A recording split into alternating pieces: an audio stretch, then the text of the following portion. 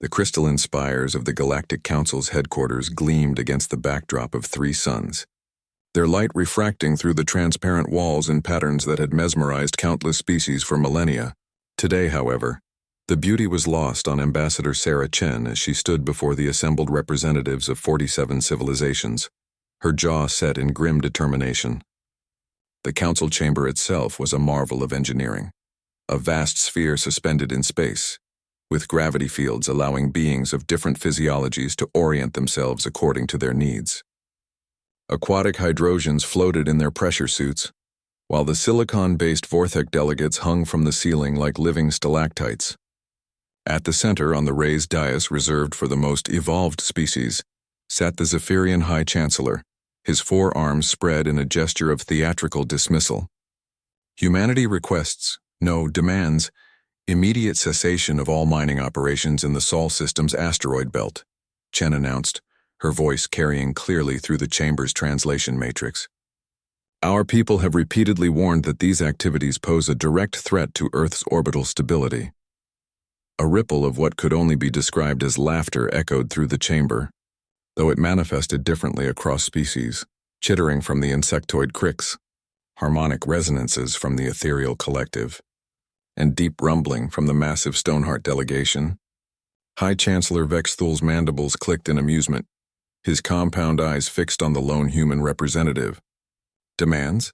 His voice dripped with condescension as the translator rendered his words. Dear Primitive, you seem to misunderstand your position in the galactic hierarchy. Humanity has been a council member for precisely 73 rotations, barely a moment in civilized time. The asteroid mining consortium represents interests far older and more significant than your concern for a single world. Chen's hands clenched at her sides, but her voice remained steady. That single world houses 8 billion sentient beings. The gravitational disruptions from your operations are already affecting our tidal patterns. Our scientists predict complete orbital decay within 50 years if the mining continues. Your scientists, scoffed Delegate Crexmore of the Hive Collective, his antennae twitching with disdain, have barely mastered faster-than-light travel. The mining operations employ gravitational stabilizers that your primitive understanding cannot comprehend. There is no threat. The Vorthak representative's voice resonated like grinding stone. Perhaps if humanity had contributed something meaningful to galactic civilization, beyond their crude weapons and violent tendencies, their concerns might carry weight. More laughter rippled through the chamber. Chen noticed several delegates weren't laughing. The peaceful Andromedans seemed uncomfortable, and the enigmatic observers remained silent as always.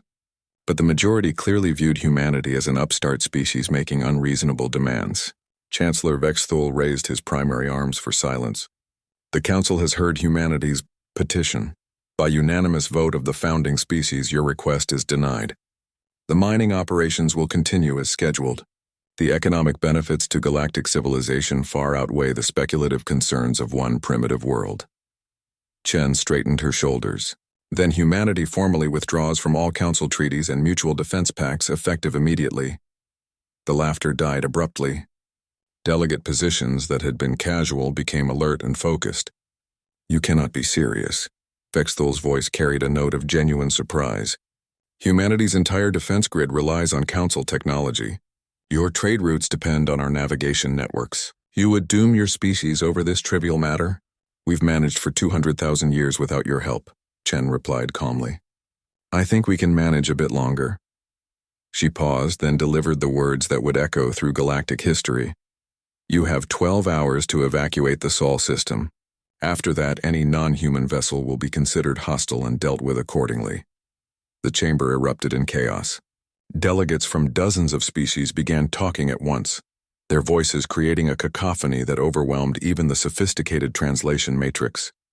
Several representatives of more aggressive species began making threatening gestures, while others seemed genuinely bewildered by humanity's apparent suicide. Vexthul's compound eyes fixed on Chen with predatory focus. You threaten us? A species that required our assistance to achieve interstellar flight? Your entire navy consists of perhaps 300 vessels. The mining consortium alone commands twice that number, equipped with weapons that could crack your homeworld like an egg. Chen smiled, a cold expression that somehow seemed more unsettling than any alien threat gesture. We've learned a lot in our 73 years of council membership. Sometimes the best education comes from studying how your enemies think. She turned to leave, then paused at the chamber's exit. Oh, and Chancellor, when our ships arrive, you might want to ask your intelligence services about Project Prometheus. I think you'll find the files illuminating. As the doors sealed behind humanity's last ambassador to the Galactic Council, emergency communication channels began flooding with urgent messages. Within minutes, every major military fleet in the sector was converging on the Sol system, confident that humanity's defiance would be crushed within hours. The first human ships appeared exactly 12 hours later.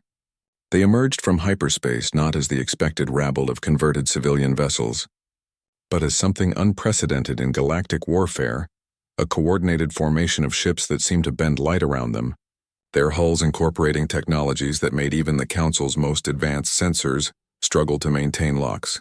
Admiral Keiko Tanaka stood on the bridge of the UES Prometheus, watching the tactical display as Council forces assembled in attack formation around the asteroid mining platforms. 300 ships, just as the Chancellor had promised, an overwhelming force by any conventional measure. Admiral, her tactical officer reported, we're detecting over 15 different species represented in that fleet. The largest contingent appears to be Zephyrian dreadnoughts, with significant Vorthak and Hive collective support vessels. Understood. Signal all ships. Commence Operation Damocles.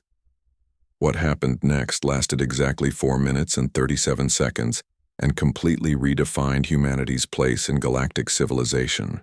The human ships didn't fire conventional weapons.